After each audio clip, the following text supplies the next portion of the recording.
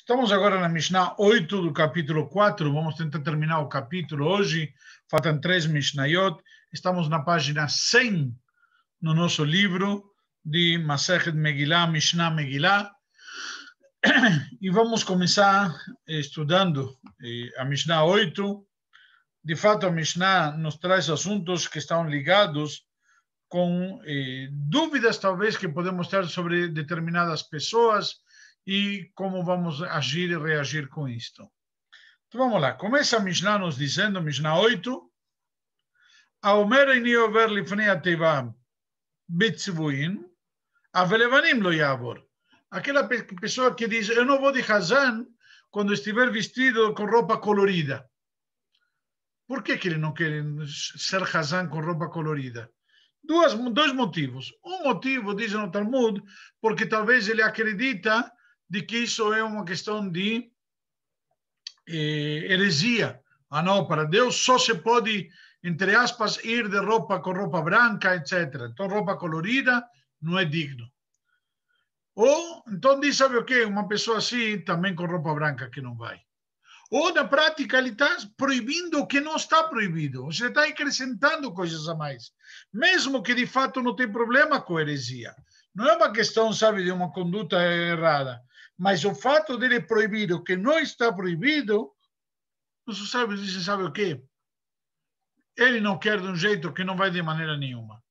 Está claro? Ou seja, quando ele se desqualifica por alguma razão, que ele está inventando o motivo, não existe na nossa literatura esse motivo, então que não vai diretamente de Hazan. Da mesma maneira diz, Besandal e Niover, Aviachev lo yavor. Aquele que diz, não vou de Hazan de sandálias, talvez ele não vai ir mesmo descalço. Por quê? Porque é o mesmo motivo. Ele está proibindo o que não está proibido, ele está acrescentando, fazendo, como diz uma Torá dele. Então, simplesmente, isso não se aplica, por exemplo, a pessoa que vem na sinagoga e pedimos para ele ser Hazan, ele diz, não está afim, estou cansado, hoje estou, sei lá, não estou no clima, ou eventualmente não sei bem, não confio que... Então não é a mesma coisa, às vezes, a questão de humildade. Estamos aqui, quando ele encontra um motivo, diz, isto não estou qualificado. Quando você vai e diz algo que não é exatamente, nesse caso, nos diz a Mishnah, nesse caso ele vai ficar, entre aspas, do lado de fora. Não vamos aceitar ele, mesmo em outras circunstâncias. Continua a Mishnah, nos diz, Aoset filato agulá, sakana vein ba mitzvah. O que é tefilá? Tefilá que se refere à caixinha do tefilim. Nós falamos tefilim, cada uma das caixinhas é chamada tefilá.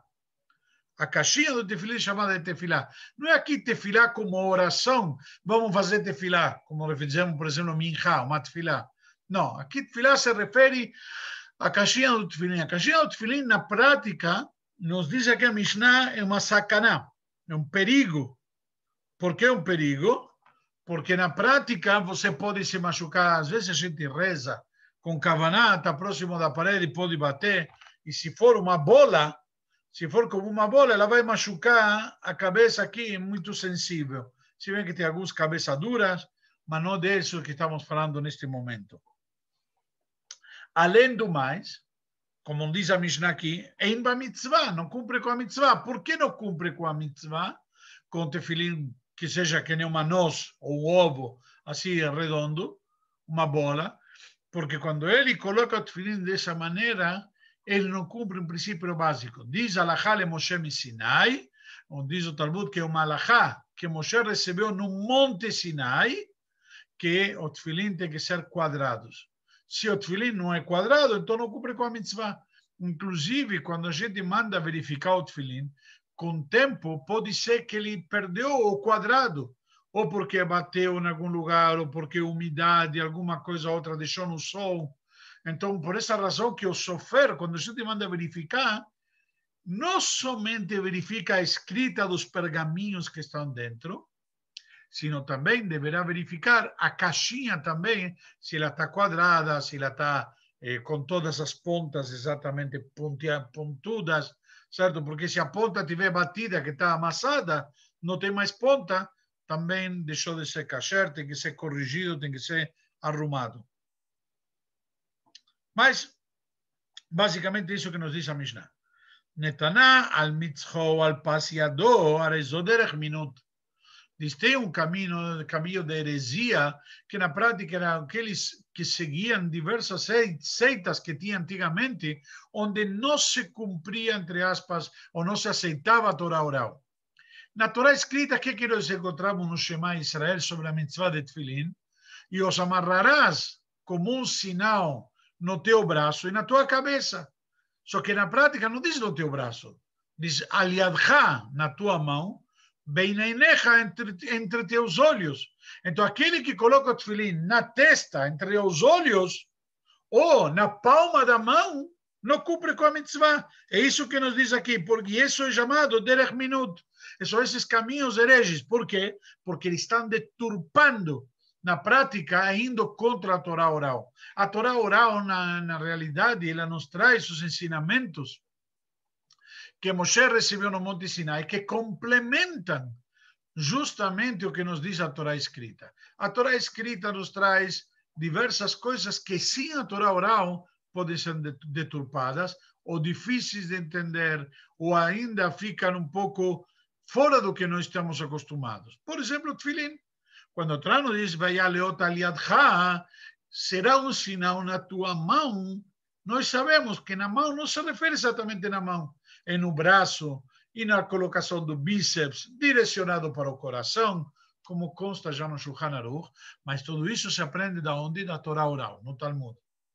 Então, simplesmente alguém que não segue esta linha, que não segue com estes ensinamentos, ele está deturpando esse caminho, e ele, na prática, isso que nos diz, Soderech Minut, esse é um caminho como se fosse heresia. Ok? Continua nos ensinando a Mishnah, já que está falando dos tefilim, se bem que a Mishnah é de Megillah, mas já que está falando do tefilim, vai continuar um pouquinho mais com o tefilim.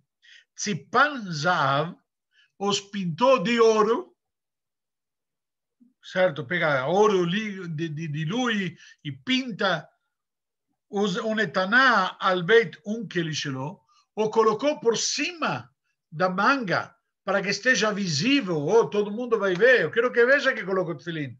Está frio, então o que eu faço? Em vez de colocar embaixo aqui da manga, arregaçar a manga e colocar o tefilim, e depois eventualmente colocar o braço por cima, diretamente coloco a manga e coloco o tefilim por cima, certo?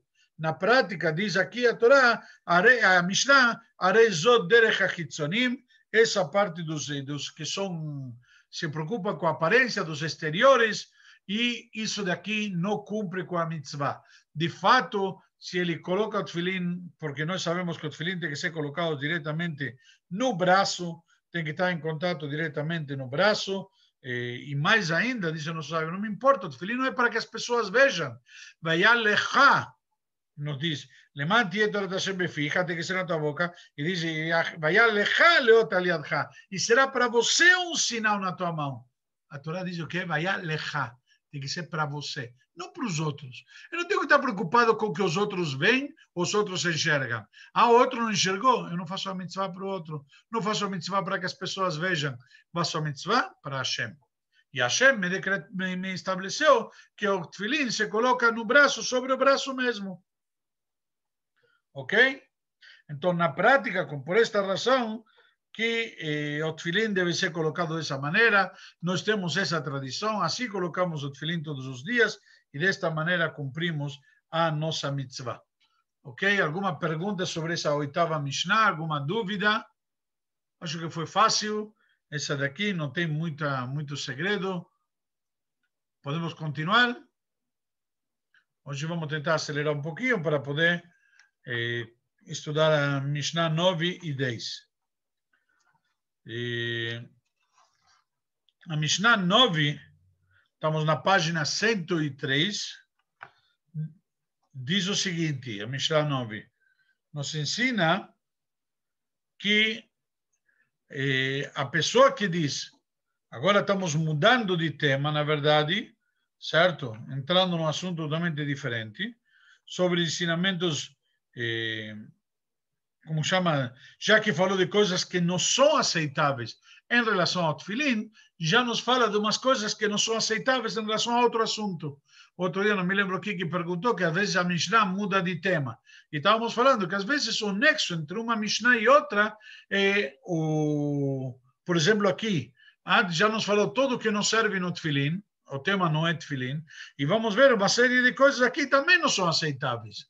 Ou, por exemplo, porque já falou o mesmo rabino, já que nos ensinou o ensinamento de um rabino, nos traz outro ensinamento do mesmo rabino, ou da mesma tradição rabínica, que pode acontecer, que amar Rabi Yohanan, amar Rabi Chia Baraba, etc., nos diz um sábio o nome de outro, e assim por diante. Vamos lá. A Omer diz a Mishnah 9, a Omer yevarchu hatovim, arezo derech minut. Aquele que diz que te abençoem os bons, isso é um caminho de heresia, um caminho totalmente errado. Por quê? Porque pareceria que Deus é somente dos bons. Hashem é só Hashem dos bons. Que te abençoem os bons. Porque Hashem é dos bons e dos maus também. Hashem criou no mundo o bem e o mal, a luz e a escuridão. Certo? Hashem criou tudo. Então não é somente Hashem de um e não de outro. Ok? Ou por esta razão, como está excluindo, isso não é um caminho certo. Mais uma questão, e nós já tivemos isso numa oportunidade, alcance por Yagio Rahamecha, aquele que diz, a tua misericórdia chega ao ninho do pássaro, Ve'altov Izacher Shemecha, e sobre o bom que seja lembrado o teu nome, Modim, Modim, ou já reconhecemos duas vezes, Meshatkimoto, mandamos calar a boca. Como se diria num português vulgar, se simplesmente a gente não aceita essa questão, nós silenciamos, traduz aqui. Por quê? O que acontece? Primeiro que nada, o que significa esse assunto? Alcance por Yagio Rahamecha. Sobre o ninho do pássaro chegará a tua misericórdia. Nós sabemos que temos uma mitzvah, que é uma das mitzvot ilógicas, natural, ou perdão, melhor dito, alógicas, que o nosso intelecto não consegue entender, se bem que é uma questão de misericórdia, quando uma pessoa encontra com um ninho e a mãe está em volta dos filhotes ou dos ovos, devemos afastar a mãe e aí pegar os filhotes ou os ovos. Então, aquele que diz que isto daqui é um ato de misericórdia divina, ou seja, Hashem tem misericórdia das aves, silenciamos ele e pedimos para calar a boca. Por quê? Primeiro que nada, há duas opiniões. Uma, Deus não tem decretos de misericórdia, Deus tem decretos. Se eu não consigo entender o porquê, na verdade não é bondade de Deus com os filhotes ou com a mãe que não sofra quando os filhotes forem embora. Não. Ela não tem que estar lá vendo os filhotes sendo levados. Então vamos poupá-la. Não, não é uma questão de misericórdia ou de bondade que Deus tem com a mãe. É simplesmente decreto. Assim Hashem estabeleceu. E nós aceitamos. Tem mitzvot, como vimos semana passada em Parashat Mishpatim, mitzvot lógicas, como, por exemplo, não mentir, não roubar, não cobrar juros, etc. Isso é lógico. Ou compensar alguém que provocamos um prejuízo, é lógico. Mas não fazemos essas mitzvot porque são lógicas. Fazemos e cumprimos porque esta é a vontade divina. Porque é isso que Deus quer de nós. Ponto. Da mesma maneira aqui. Não porque Deus é misericordioso ou não.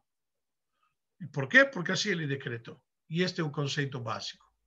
Segunda explicação, e muito interessante também, porque isso vai criar o que chama Kinah b'Maaseh Bereshit, vai criar um problema de inveja em toda a natureza.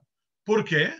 Por que Deus estabeleceu esta mitzvah de misericórdia com os pássaros e não com a raposa, com o cachorrinho, com o carneirinho, com os outros animais? Por que com os outros animais Deus não estabeleceu a mesma regra?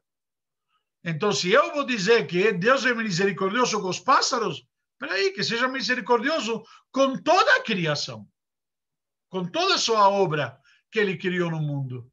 Por esta razão que não aceitamos quando alguém dá essa explicação ou diz que, olha, que Deus misericordioso, a sua misericórdia chega até o ninho de um pássaro.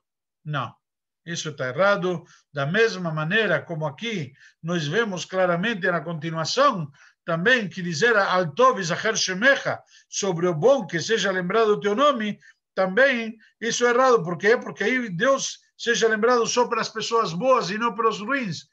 Principalmente, que nós sabemos que a gente tem que abençoar a Deus por tudo que Ele faz no mundo. Ok? E também quando falamos modim, modim, que reconhecemos duas vezes, certo? Que falamos reconhecemos, agradecemos, agradecemos, ou reconhecemos, reconhecemos, certo? Na prática, significa também, quando falamos a palavra modim, falamos modim duas vezes. Por que falamos, pedimos para calar? Porque simplesmente, quando a gente fala modim, modim, é como se tivesse, talvez, eu tenho uma opinião que diz, como se estivéssemos agradecendo duas vezes. Por que duas vezes?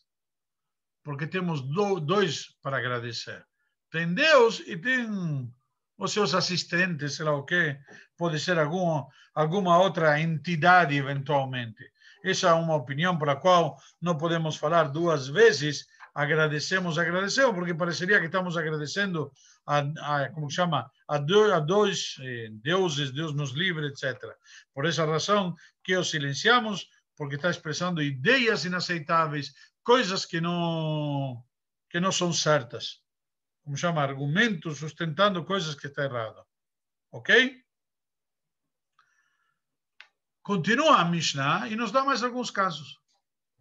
A Mishnah nos diz, a Mechane Ba'arayot, aquele que se refere, que pensa que quando está escrito a parte das relações proibidas na Torá, isso é uma forma figurativa, o homem que vai revelar a nudez de seu pai, ou a nudez da sua mãe, etc.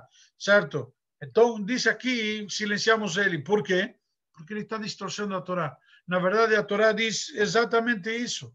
Isso não é uma forma figurativa. A Torá nos ensina que nós somos um povo que não tem promiscuidade, um povo que tem recato, um povo que tem discrição, um povo que tem respeito, um povo que tem uma conduta.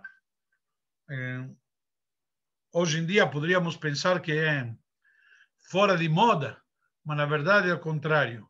Nós temos valores e princípios morais muito claros. E o fato que a Torá traz é porque realmente existem sociedades onde isso não necessariamente é cumprido, onde não necessariamente isso é guardado e respeitado. Da mesma maneira, continua a Mishnah. Aomer mizarachalo titen lever la molech. E aquele que diz, ou sobre o versículo que a Torá ordena, não entregarás a sua descendência por um molech. Molech é um tipo de idolatria. E isso se refere, significa que na prática, o mizarachalo titen leavara lebearamiuta, que não poderás entregar teu filho para uma mulher arameia. Se pareceria que estamos fazendo aquela idolatria. Então diz a Mishnah, Meshatkim oto benezifá. Esse daqui nós silenciamos ou já chamamos atenção de forma veemente. O sea, não é simplesmente reclamar, sino com veemência, com reclamação, com nezifá. E aqui, dizem nossos sábios, o que se refere a isto? Primeiro que nada, não somente para uma arameia, para qualquer idólatra, para qualquer culto não podemos deixar chegar de nossos filhos. Se eu vou dizer que isso se refere só à arameia, então vão subentender, bom, a arameia a Torá proibiu, mas outras mulheres são permitidas. Não, nenhuma mulher fora do povo de Israel nos é permitida. Essa questão aqui. Não é somente para a meia ou para o próprio Molech somente, sino para qualquer idolatria que seja. Aqui se refere simplesmente para... e também a opinião que é para idolatria, não somente para idolatria, mesmo que o intuito dela não seja idolatria, mesmo assim é das relações proibidas e não pode ser explicado desta maneira. Alguma dúvida, alguma pergunta aqui sobre a Mishnah 9? Desculpe que estou indo porque falta ainda a última, quero encerrar hoje. se é possível, nós já podemos amanhã começar a estudar um pouco das leis de Purim na prática, principalmente este ano tão especial que coincide com Shabbat, etc. Vamos lá. Mishnah 10, estamos na página 106. Página 106, nos diz a Mishnah, temos uma passagem na Torá, certo? Nós voltamos ao assunto anterior, que era a tradução da Torá, ou seja, a leitura da Torá e a tradução. Tínhamos visto que a gente lia de a um versículo e traduzíamos de a 3 versículos, etc. Lembra? Então, vamos continuar aqui na Mishnah 10, voltamos a esse assunto. Maaser Reuven, o episódio de Reuven, que Nikra velo mitargem. Eu vou traduzir a Mishnah e depois vou analisar cada um dos trechos, ok? O episódio de Reuven, ele é lido na Torá, mas não é traduzido. Vamos daqui a pouco explicar. Maaser Tamar, o episódio de Tamar, de fato aqui tem uma divergência nos comentaristas. Aqui a Torá diz Nikra o mitargem. Ele é lido e traduzido. De fato, vamos explicar, tem 2 Tamar na história, com episódios bastante interessantes. Uma é Tamar, a nora de Yehudá, das 12 tribos de Israel, e outra é Tamar, a filha do rei Davi. Então, vamos ver daqui a pouco. Maaseh Egel Rishon, a primeira passagem do pecado do bezerro de ouro, que nós vamos ler na Torá daqui 2 semanas. Então, no caso, diz a Torá, Nikra o mitargem. Ele é lido e traduzido. Behasheini, e o segundo episódio, ou seja, a segunda parte do pecado do bezerro de ouro, Nikra velo mitargem. Ele é lido, mas não é traduzido. Vamos parar por aqui e vamos explicar esses episódios para ser mais fácil. Já que a própria edição aqui dá como se fosse um ponto e encerrando o parágrafo. Reuven, quando nós sabemos quando faleceu a sua mãe, certo? Quando falece a mãe de Reuven, Reuven vai e ele tira, por assim dizer, quando falece Rachel, que Jacob, o pai dele, o patriarca Jacob, tinha o fundamento da sua tenda, sua cama pessoal ficava na tenda de Rachel. Ele tinha Rachel e Leá, e ainda tinha 2 concubinas, Bilá e Zilpá. Na prática, quando Rachel falece, ele pega a cama de Jacob, assim explicam os comentaristas, e coloca na tenda da sua mãe Leá. Por quê? Para que não vá para a tenda das concubinas, certo? Para evitar. Puxa, as esposas são Rachel e Leá. Entre aspas, Leá já ficou em segundo lugar da Rachel, que era a irmã, que era a esposa amada de Jacob.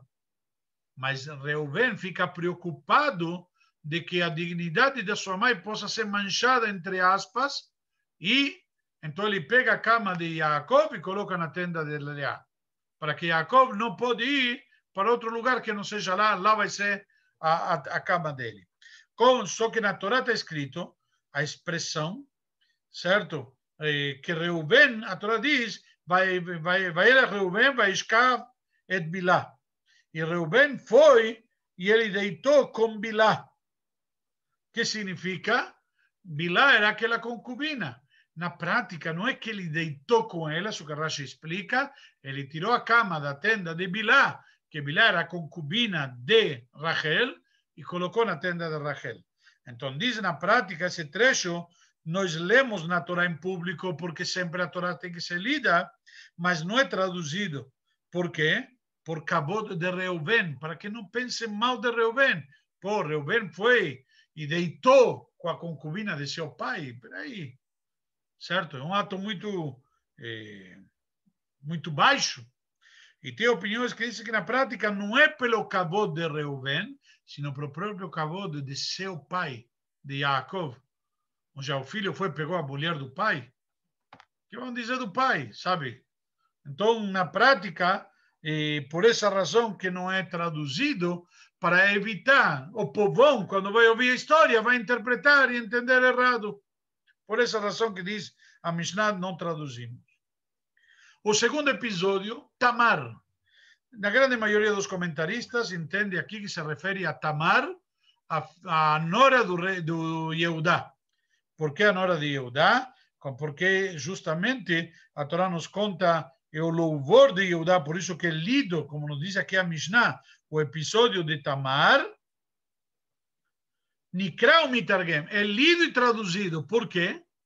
Porque se bem Yehudá foi com Tamar, com sua nora, porque ele não quis dar para o terceiro filho, temos a história famosa que conta lá no Bereshit, que ele não quis dar para o primeiro, casou com o primeiro filho, aí o primeiro filho não teve filhos, ele deu a nora para o segundo filho também morreu, aí ele falou para ela, olha, vamos esperar o filho terceiro, Shelah, que era o pequenininho, vamos esperar ele crescer. Aí, quando ela viu que ele cresceu e o sogro ficou com receio, bom, já matou 2 filhos, o terceiro não vou arriscar, ela foi e armou tudo para ficar com seu sogro e teve uma relação com seu sogro e todo mundo falou que ela engravidou de... vai saber de quem? Ela se prostituiu, se corrompeu.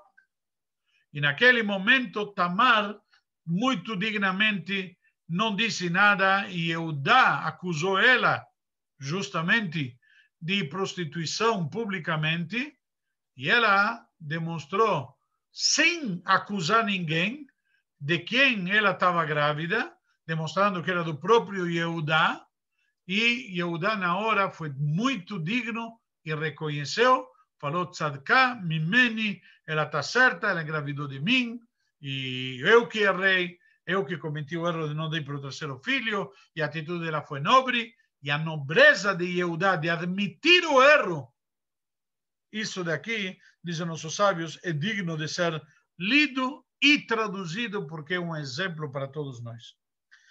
Continuamos aqui, então. Aí, na prática, falamos do bezerro de ouro. A primeira parte do bezerro de ouro, quando a Torá nos conta que Moshe demorou para descer e o povo fez um bezerro, então a Torá nos diz, isso lemos e traduzimos. Por quê? Porque vimos que tem Teshuvá. Vimos que Hashem deu a possibilidade de se arrepender e tem aqui, ou porque teve uma capará depois, ou, melhor ainda, para que nós criamos vergonha, para a gente se envergonhar e não repetir novamente. E a segunda vez que consta na Torá este episódio de o bezerro de ouro em relação com Aarón, como consta a partir do versículo 21, lá no mesmo capítulo 32, onde a Torá nos ensina que Moshe foi e falou para Aarón, e aí reclamou com Aarón, etc. E Aarón diz, espera aí, minha intenção foi nobre, quis protelar, etc. Mas Aarón terminou ajudando. Por esta razão, a Torá nos diz que por honra e dignidade de Aarón, que as pessoas não vão entender e interpretar direito, lemos na Torá, porque temos que ler, mas não será traduzido. Ok? Continuamos agora.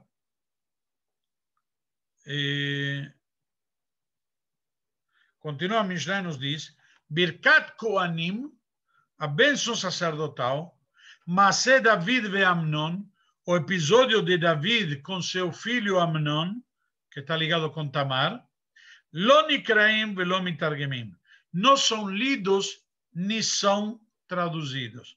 De fato, sobre isto aqui, há discussões no Talmud, diz que na prática isso daqui no Talmud não é escrito, não consta da mesma maneira. Por quê? Qual é o problema com Birkat Kohanim, a bênção sacerdotal? Na bênção sacerdotal, a gente pede, a gente consta lá, Isa Hashem panav elecha.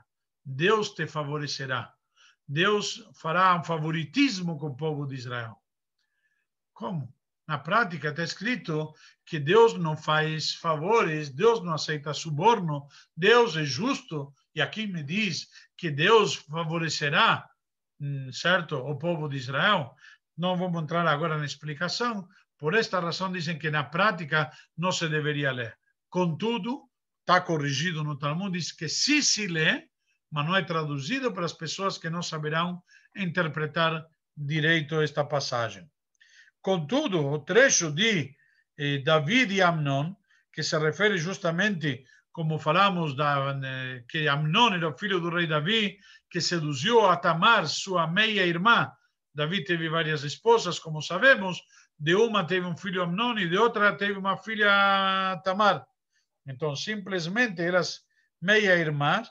Então, simplesmente, esse trecho não será lido e não será traduzido. Aí, na prática, é uma regra importante. Porque, de fato, os trechos da Torá têm que ser lidos todos. Nós lemos toda a Torá em público. Não pulamos uma letra. Agora, os três, para poder dizer que lemos a Torá inteira. Mas os profetas, de qualquer jeito, não são lidos por completos. Então, determinados trechos, nossos sábios estabeleceram que não serão lidos em público, justamente pelo kavod aqui do rei Davi, kavod de Amnon, etc., como mencionamos. Continua a Mishnah e nos diz: En maftirin bamerkavá, verav Yehuda matir. O primeiro sábio diz: não lemos na Haftará o episódio, a passagem da carruagem famosa que se refere à época messiânica. Esse trecho não será lido em público na Haftará e Rav Yehuda permite. Por que Rav Yehuda permite? Porque ele diz, na prática, o perigo que tem é que as pessoas vão querer se aprofundar. E Maaseh Merkavá, esse episódio, essa passagem, é uma passagem muito complexa, que é difícil de entender, muito profunda, e a pessoa não vai entender e vai deturpar tudo. Por isso que não será lido. E outras opiniões dizem que, de qualquer jeito, tão profundo, que quem não entende não vai entender mesmo e não vai se aprofundar. E assim a Halachá fica, de fato, como Rabi Yehuda, certo? Que pode ser lido a Haftará de Maaseh Merkavá. Ver Rabi Eliezer Omer, e Rabi Eliezer diz, uma outra passagem, em Maftirim Veodá et Yerushalayim, não fazemos a Haftará que trata sobre aquilo que Hashem fez para Yerushalayim, e na prática esse trecho, na realidade, uma vez que um trecho também que não é kavod para Yerushalayim, não deve ser lido, assim diz Rabi Eliezer. Interessante,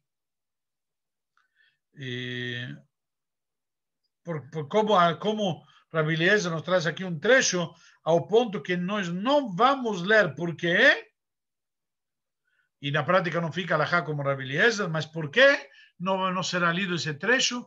Por kavod de Yerushalayim. Ou seja, como Deus se cuida, inclusive pela honra da cidade de Jerusalém. Então, nós, quando falamos, temos que ter, justamente como diz aqui, faz com Jerusalém conhecer todas as suas abominações, as coisas tristes de Jerusalém.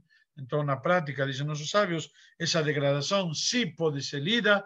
A opinião de Rabi Eliezer, que traz aqui na Mishnah, na prática não estabelece a halachá desta maneira. E, se Deus quiser, encerramos agora a leitura do quarto capítulo, encerramos o estudo de todo o tratado de Mishnah, de Megillah. Se tem alguma pergunta,